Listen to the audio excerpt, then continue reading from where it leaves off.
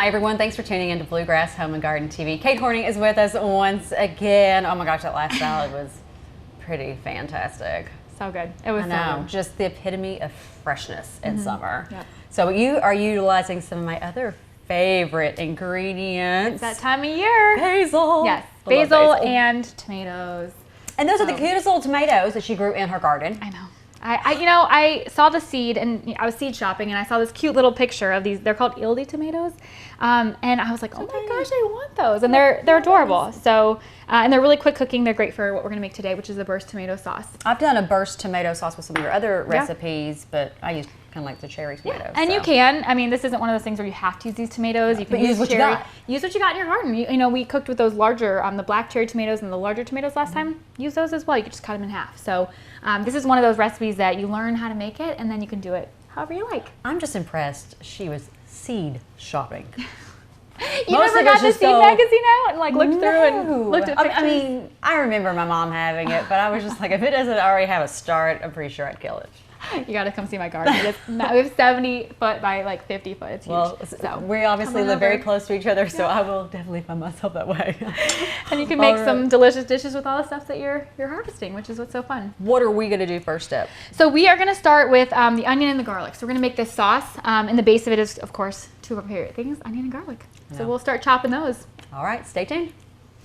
We are back over in Patch and Wilkes with Jimmy Nash and Jim Moore in one of two of their grand tour homes, giving you an inside look. And Jimmy, when I walked in, like, you just can't not just be in awe of these beams. I mean, those are some beams. Yeah, this family room is really cool. The whole house is like amazing. Yeah. So it's less 3,300 square feet, 3,400 That's like a square really feet. nice sweet spot in my mind. Yeah, not a large home, but the volume on the inside is very large. Like this ceiling is like, this room is so tall. These beams are massive. This fireplace is like gonna be gorgeous. It's gonna be stucco, so kind of like a cement look with the limestone surround. You know, the colors are gonna be very light.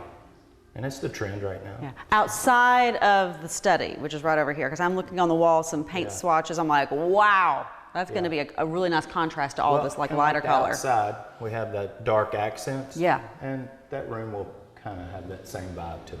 Yeah, that's going to be pretty cool. What do you like about this house, besides the fact that you almost fell off up the stairs the first time you were here? Well, you know, the thing about this house is that I just have enjoyed working with the client here.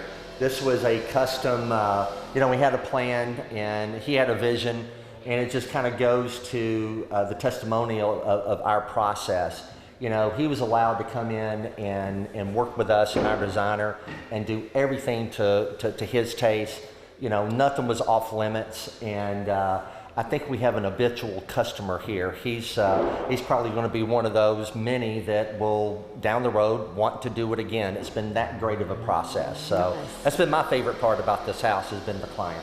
Jimmy, I'm curious, because I know you all have got the temporary railing up here on the stairs. What kind of railing system is going here with the stairs? Oh, that's a great question, because handrails have changed a lot lately. So this is going to be a really clean line wood top. Okay. It will be painted black. The balusters are just going to be black round, very simple. And the house next door has another simple handrail. So that the staircases are getting really slender, really slim. A little bit of an upgrade, so to speak, in regards to a look. Really, it's just not bulky. Yeah. You know, it's not the big, heavy knoll post and the big, heavy handrail. Well, that's what I was thinking, because if you had that heaviness to it, I mean, it would kind of like take away from all the vastness, I feel like. Yeah, I think when you see these finished, you'll say, you know, why did this is the future of handrails, you know, so. Awesome. Now you have two lots coming up available that are lake lots? We have two lake lots. They had some retentions on them, and they looked really bad and overgrown with trees and stuff, so we cleared all the trees out and cleaned the lots up, and they're gonna come online in August of this year. So, like the Reserve at Greenbrier, they'll be estate homes. Nice. All right. If people have questions for you, how can they get a hold of you? Yeah, jimmynashhomes.com, and call my cell 859-621-8880. Or call Jim Moore at 859-229-1576.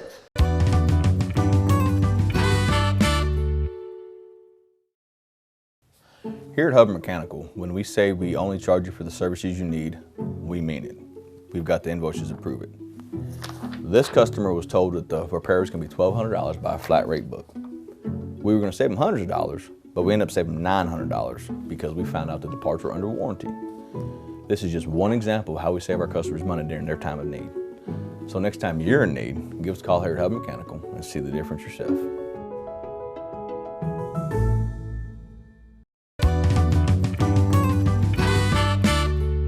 Garlic. Smells so good. She says, typically this is a 2-clove recipe. I'm like, I usually just take whatever she says and then multiply it by at least a factor of 2.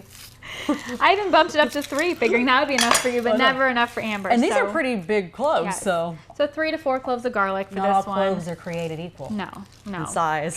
Yes. So if it's small cloves, maybe 3.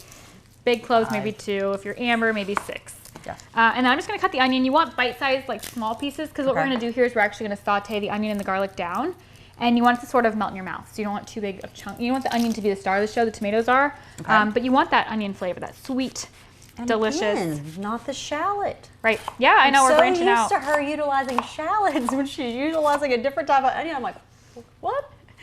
You know, I just got to keep you on your toes. I can't have you get too used to me. But see how I'm cutting like really small, sort of like a mince here of onion, and then big tablespoon of olive oil. So you want a lot of olive oil to really saute that down, and salt and pepper. And we're just going to kind of soften. Is that okay? Or do you need to I would cut go it a kind of, little bit? yeah, one more through. Because it is kind of big cloves. Yeah, and those tomatoes are, again, tiny. If you're using a bigger tomato, you could cut things bigger because it will stand up to it. But with our little babies, we want everything to sort of be uniform size as we create this sauce. Yep, into the skillet. Yep, yep. And then I'll add my onion. It smells. I know, I love onion. I got to get Yeah, chopping. I'm way behind. Way But you can talk and cut at the same time, and I'm like, don't chop your fingers off. So Don't I'm chop just your gonna fingers off. add our olive oil here and get some heat on while you keep chopping. So again, a generous sort of tablespoon, and then medium heat, and we just want to soften the onion until it's translucent. So 3-4 minutes, just keep stirring it. You don't want to over. I like how there's garlic like literally everywhere. No one said that when I cook, I keep a tidy kitchen. Yeah. Ever. Just ask my mom. But She's the like, food how do you tastes get good. how do you get it everywhere? That's all that matters. Yeah. I just go back and clean it up later. It's all good. You have fun doing it. That's right. I'm not trying to be all nice and tidy. And the cool thing about these recipes is that there's so few ingredients that it really, even if you do make a mess, you're not cooking for that long. So it's not that big to clean it up, All right, I got to keep looking at my garlic. We'll be back here in just a few so I don't chop my fingers off. So, I had this brainstorm when we built our house to have a banquet in the kitchen, and then it led to having shelving, and we decided to do open shelving. Wasn't sure if that was the smartest thing to do, because then how do you display it? How do you decorate it? And I thought, I don't need more crap to clean, right? I need it to be storage because our house, we use it and function, and so everything that's here actually is pretty, but we actually use it. So for example, she loves cookbooks, so I've got this great collection of cookbooks. This is a crock that she pulls off and she'll put her baked beans in. These platters are pretty. It takes a little effort, but they stay there. But literally, she will pull that and actually cook with it and serve with it. Our great old ice bucket, which gets used all the time, he goes down on the bottom shelf. These great old bowls that we've had for absolutely forever. They will literally get pulled off the shelf. We'll throw some potato salad in there or chips in there. Probably one of the things that gets used a couple times a week is actually this little carousel that holds utensils. Now, normally I don't have utensils in it. I just did this for your purposes. But this little guy, actually, I'm gonna lie, it goes down here. This water pitcher sits there, but we actually put sweet tea and lemonade in this. The long story is, I think that looks beautiful. And you think, well, that's pretty. But it actually, we use everything. I literally will walk over here and pull things off of that and use it. So what I want you to get from that is if you have open shelving or you have glass cabinets in your kitchen, put pretty things in there, but they don't need to be on display. They need to be something that's on display that you use. And I think that's more important, what I want you to get from this. You got any questions, just go to the website, housebyjsd.com, or you can call me at the shop, 859-523-3933. Hope this helped.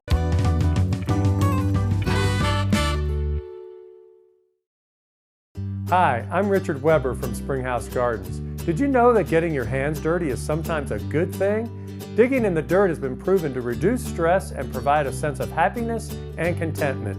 Come find your happy at Springhouse Gardens.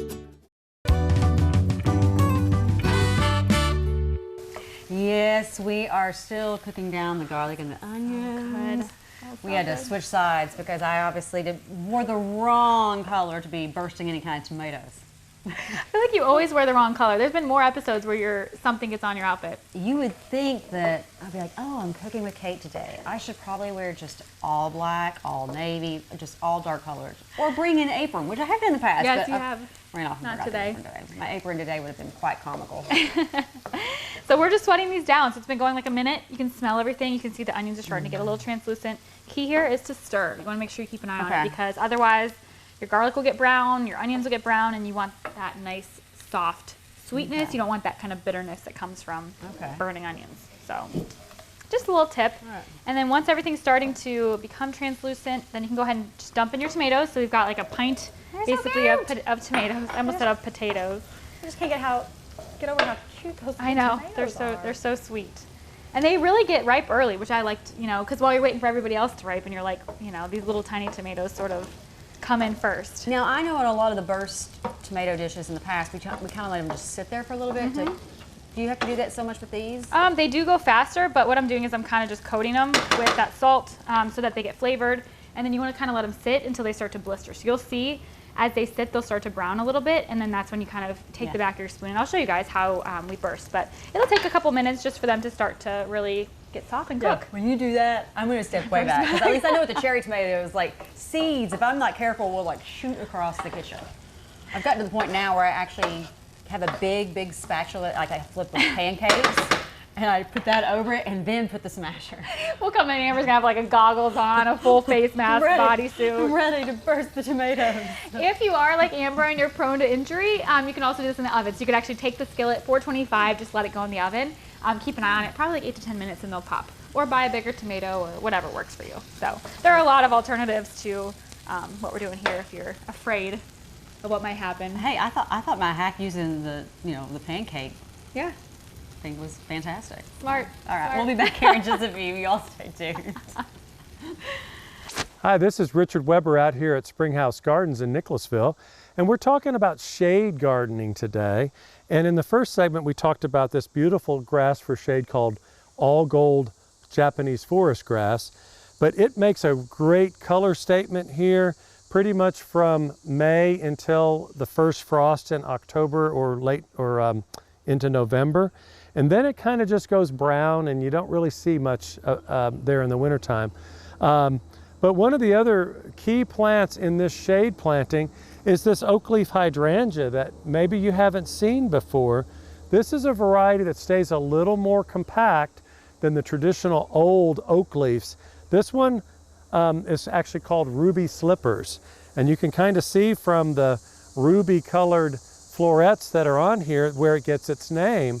But it's a lower growing, it'll grow up to about 5 or 6 feet tall and wide, but it really is very much at home with more shade than sun. They'll tolerate quite a bit of sun as long as it's got a lot of moisture, and the flowers will actually be more pink and more rosy with more sun, but this gets dappled sunlight and they're doing a very respectable, pretty pink color here. So Ruby Slippers is a great new variety or newer variety. It's been around maybe 4 or 5 years, but if you're looking for an oak leaf hydrangea to give you a little bit more color and not get too big, Ruby Slippers might be the one for you. There's actually 3 of them in this planting and they have done beautifully. The other thing that you might notice on Ruby Slippers and any of the oak leaves, they do have a leaf that looks like an oak leaf. And these are going to turn a beautiful red, orange, or purple in the fall. So you've got this long-lasting bloom, but then we've got the beautiful fall color to look forward to here for this planting. And down here at our business office, it's also called the cottage, we do weddings down here, and our big month is October. So to come down here in October and see the fall color on this, The Japanese forest grass still looking great. You know, this is a very much a 3 and almost 4 season combination here. So we have placed this at a spot where people are going to be able to enjoy that. So if you have any questions, our garden center is open 7 days a week. We're at 185 West Catnip Hill Road in Nicholasville. You can like us and follow us on Facebook and Instagram.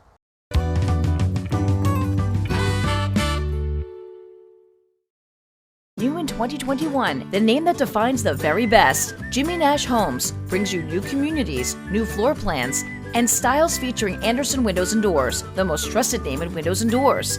See it all at jimmynashhomes.com.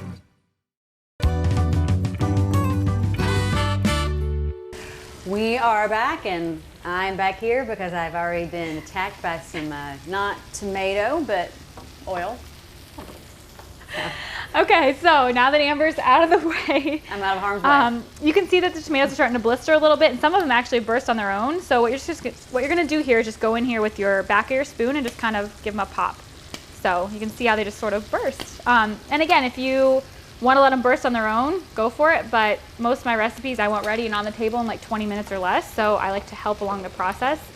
Also, if you find that your like onions and garlic are starting to get a little brown or starting to get a little bit overdone, it's a good way to add liquid. When you burst those tomatoes, they almost create this sauce that sort of helps to caramelize the onions and garlic versus brown them. So you just kind of get in there. You don't have to do all of them. That's kind of the fun part about this, is some of them are burst, some of them are whole, but essentially you just got these warm, delicious, oniony and garlic infused oil and then sweet tomatoes. So that is pretty good. So once you get them all sort of popped to your liking, then what we're going to do is we're going to add in some balsamic vinegar, which I'll have you grab that, and then we'll finish off with fresh basil. So about a tablespoon of balsamic, and I'll let you.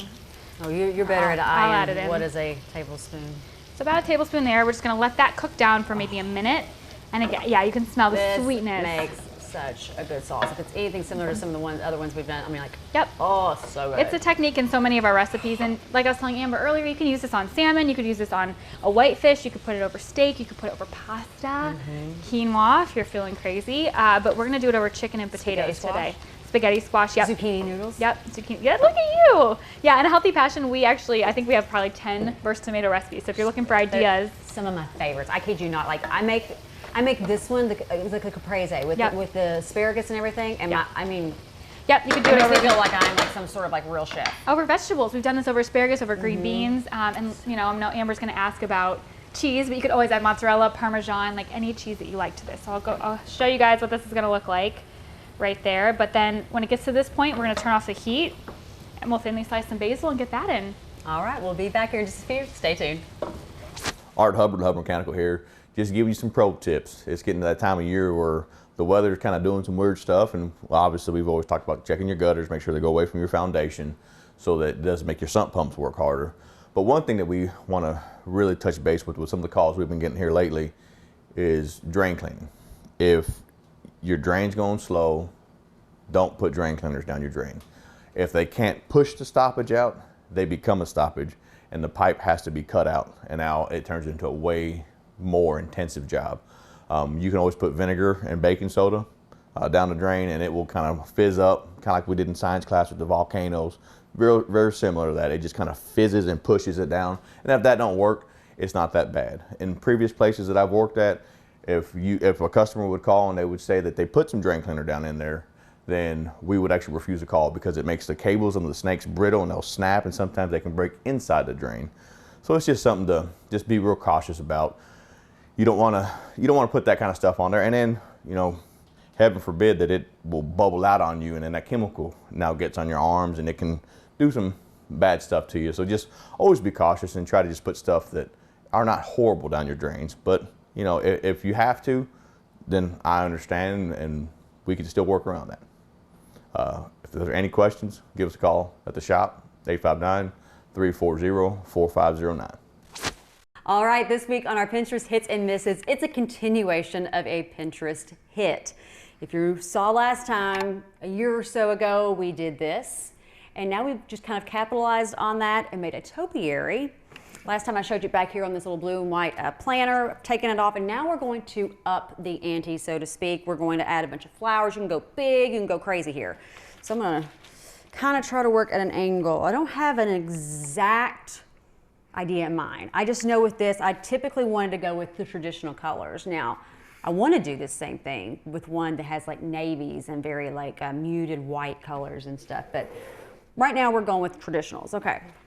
And I just love sunflowers.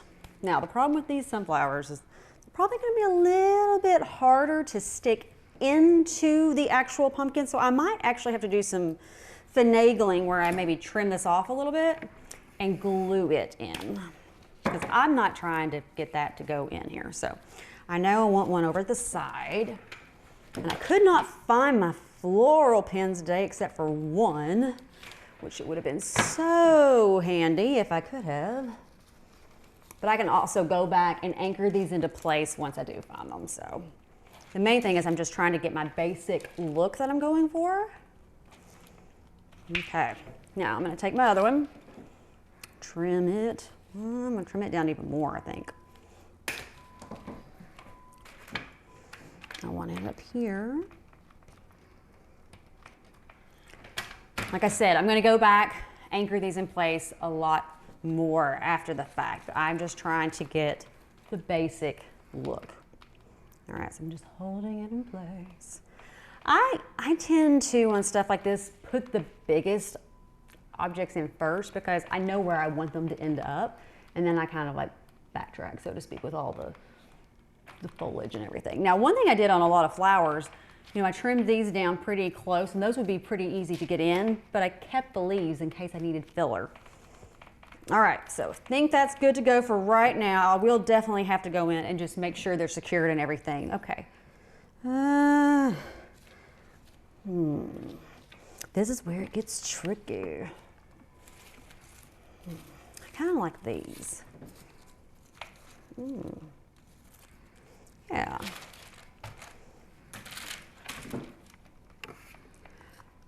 Anchor that. And ultimately, you are just going to keep working with this until you get something that you really like. Now, the one good thing about this is I'm able to utilize the leaves to anchor it in place and not have to really worry about the back so much. But especially if you are working on this to go outside, secure, secure, secure. But it's going to be really cute once I get finished. We'll show you the final project.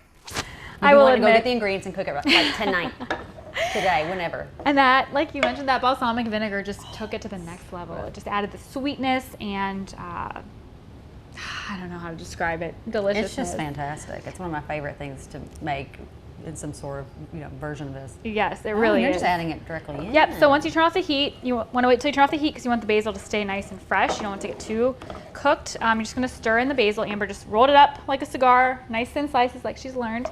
And you're just going to let that sit. And then I've got my chicken that's been resting. So key when you're cooking chicken, you want to make sure you let it rest so all the juices can kind of redistribute back in.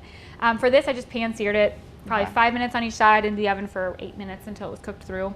Let it rest for 5 minutes. And then what I like to do is while the chicken's resting, I go ahead and just cook my potatoes. So, it's kind of one of those things where you, once you sear your chicken, toss the potatoes in, put everything in the oven, take the chicken out, let it rest, put the potatoes back in, and it all comes together, which is great because you don't dirty, multiple things. It's just kind of all in one. Oh, I just dirty the entire kitchen, but that's okay. Yeah, I'm always thinking about how I can cut corners and what I can, and this is great because you just, like you were saying, this is fancy meal, and we just, we've got a skillet and another skillet, and everyone's hopefully going to be impressed by it. So are you gonna slice it? Yep. So I like to slice the chicken down to serve, just because I feel like it looks prettier, a little more fancy. Also for if you are serving this to guests, it's a little bit easier to eat. So I find that just kind of slicing it on a bias, just like that, and then we'll put our potatoes down, and then the chicken, and then the sauce, and it'll all come together.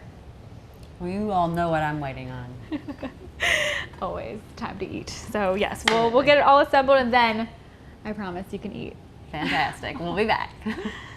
Hi everyone, Jimmy McKinney, the Skinny with J&R Construction, is with us once again, showcasing still that project we showed people last time, taking them into the master closet and bedroom. So I'm a little envious of the closet, I'll just say. Yeah, the closet is, you have a lot more hanging space than before, and all the shoes. Yes. Hey, how much you got too? I've gotten rid of a bunch because I just didn't have room for them. So I was like, but yeah, I love that. Yeah, so we had a good transition. The bathroom, when you walked in, you had the tub, if you remember before, used to be right in here. So we flip-flopped it totally. So the closet is now in the front where it's more accessible to the bedroom and a lot easier to use. And then you flow right into the bathroom and things. And just the transition of floors, because where he's in a wheelchair and legs and things that he needs. It needs to be pretty seamless to help with that. Transition in. And that's that universal design that we're talking about. You know, you hear the word handicap accessibility or ADA. You kind of get this image in your head. You get this image of, you know, hospital, institutional. But as you can see, a lot of grab bars and even shower accessories are accessible, and they're a lot nicer now. They've come a really long way in universal design. So yeah, tell us about this piece right here. Yeah, so this piece was added as well. It matches the closet, but it has plugs inside of it, so he has a space to charge his legs, and he knows, you know, where the cabinet is, where to access it, and all that stuff. So yeah, he's got to just be thrilled. Yeah. They all have to be thrilled because it looks fantastic, and it's functional. Like the homeowner said, she's, you know, the process sometimes can be painful as you go through it, but you know, the end result, it's exactly what they wanted, and it flows good, and they're enjoying it. So fantastic. All right, if people have questions for you, if they want to learn more about universal design or just remodeling in general. Remodeling in general, just go online or give us a call, and we can take you through the whole design process. So a lot of times the planning and everything happens on the front end, and then go through the process on the end. So. All right. Well, we are almost out of time, but we still have time for what we're really here for. Amber's favorite time of the day. So you guys, I just put the potatoes down first, and then the chicken, I thinly sliced it, and then you just pile this on. So this recipe makes 2. Wow. All my recipes serve 2, so it's gorgeous, easy, generous amount of the tomatoes, and then you just eat it. Okay, so you want to, again, make sure you get that basil, make sure you get the tomato. And the potato? And the potato, and I only have these sad little plastic forks. This should be interesting. Okay. This could potentially be the best eating session we've ever done. Oh, man. I'm just gonna there you go. I know. I mean, those tomatoes just melt in your mouth.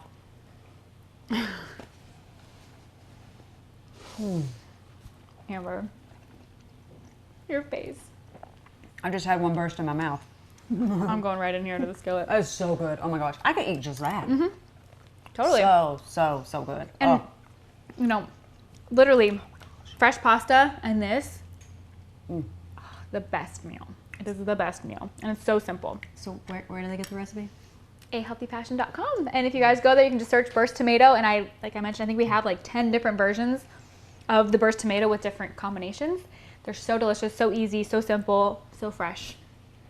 Fantastic. We will see you next time, and make sure to go on and get the recipe, because I'm telling you, you do not want to miss this one. So good. See you next time.